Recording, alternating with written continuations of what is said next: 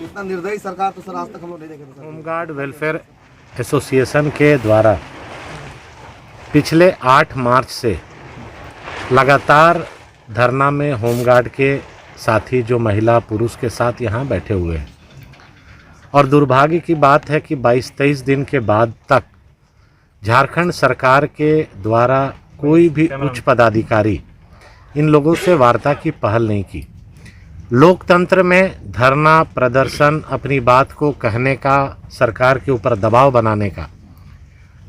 प्रचलन आज से नहीं सदियों से चल रहा है। सरकार जो वर्तमान में कांग्रेस और जेएमएम की है, उनके मंत्री, उनके मुख्यमंत्री चुनाव के पहले बहुत बड़ी बड़ी घोषणा किए, बहुत बड़ी बड़ी वादे किए, लेकिन आज हमारे होमगार्ड के साथी यहाँ पर लगभग 25 दिन से बैठे हैं और कोई पदाधिकारी, विधायक, मंत्री इनकी सूद लेने तक नहीं आया। आज बड़े से बड़े समस्या का समाधान वार्ता से ख़त्म होता है और होमगार्ड के जवानों का जो मांग है वो बहुत ही जायज़ मांग है। उनका कहना है कि सटा हुआ बिहार, झारखंड बिहार से ही अलग हुआ और बिहार में होमगार्ड के जवानों का नियमितीकरण हो गया। वहाँ पर 700 कुछ रुपया, 74 रुपया ना, 774 रुपया पर डे के हिसाब से उनका वेतनमान हुआ। महीना भर का नियमित उनको रोजगार मिल रहा है, पेंशन मिल रहा है, पीएफ मिल रहा है और झारखंड सरकार अभी जो हमारे होमगार्ड के साथी है 500 रुपया मात्र देती है और उसमें भी 1 महीना काम मिलता है, 2 महीना काम नहीं मिलता है। तो अब होमगार्ड के साथी अगर इसी पर डिपेंड रहेंगे तो इनका परिवार चलाना मुश्किल होगा। जिस तरह से बिहार सरकार ने सरकारी उपक्रमों में होमगार्ड के जवानों को कंपलसरी कर दिया, उसी तर्ज पर इनकी मांग है कि झारखंड सरकार भी अगर होमगार्ड के प्रति और झारखंड वासियों के लिए संवेदनशील है तो गंभीरता ले और इनकी जायज़ जो मांग है उसको पूरा करे।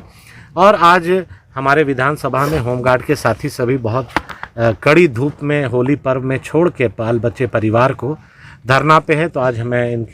इनसे मिलने आया हूँ और इनकी बातों को सरकार तक पहुँचाने का काम करूँगा। और आने वाले समय पूरी भारतीय जनता पार्टी होमगार्ड के जवानों के साथ विधानसभा में भी खड़ी थी, आगे भी खड़ी रहेगी और सरकार इनके मांग को गंभीरता से ले, क्योंकि पूरे झारखंड में 18,500 होमगार्ड के जवान हैं और इतनी बड़ी तादाद में होमगार्ड के जवान अपने परिवार के भरण पोषण के लिए जायज़ मांग के लिए बैठे हैं। मेरा आग्रह आपके माध्यम से मुख्यमंत्री जी से है, कांग्रेस के वरिष्ठ नेताओं से है कि वे अविलंब इस धरना में वार्ता करके समाधान करने का पहल करें और धरना को समाप्त करें। जैसा कि हम अभी बता रहा था कि पानी की समस्या है, शौचालय की समस्या है, तो अभी इस क्षेत्र के विधायक भी है, इस समस्या को यहाँ पर आने के बाद इनसे जो वार्ता हुई, पता चला कि यहाँ पर पीने का टैंकर पानी आ रहा है और होली कल बीता है, उसमें पानी की दिक्कत थी। मैंने अपने पार्टी के मंडल अध्यक्ष को कहा है कि तुरंत 2 दिन के अंदर इसको समाधान की ओर में दिशा करे ताकि पानी की समस्या ख़त्म हो। लेकिन मेरा ये प्रश्न नहीं है कि यह यहाँ डटे रहे, मेरा ये प्रश्न है कि सरकार इनकी बातों को तुरंत सुने और समाधान के ओर आगे कदम बढ़ाए। कोई भी मेरे जवान यहाँ पर बैठने का शौक़ से नहीं बैठे हैं, अपनी जायज़ मांग को लेकर बैठे हैं और सरकार, दुर्भाग्य है कि 25 दिन से कोई आला अधिकारी, सरकार का कोई प्रतिनिधि सकारात्मक बात करने के लिए नहीं आया। ये है कि यहाँ पर लोग चुनाव प्रचार करने आसाम बंगाल चले जाते हैं मुख्यमंत्री मंत्री, और यहाँ पर कोई देखने तक नहीं आता। देखिए, जब कांग्रेस और जेएमएम चुनाव में लड़ रही थी, चुनाव के पूर्व,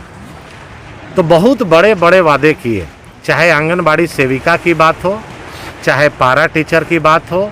चाहे रसोइया की बात हो, चाहे होमगार्ड की बात हो, चाहे झारखंड के नौजवानों को हर साल 5 लाख नौकरी देने की बात हो। मुंगेरी लाल के हसीन सपने जैसा स्वप्न दिखा के और झारखंड की जनता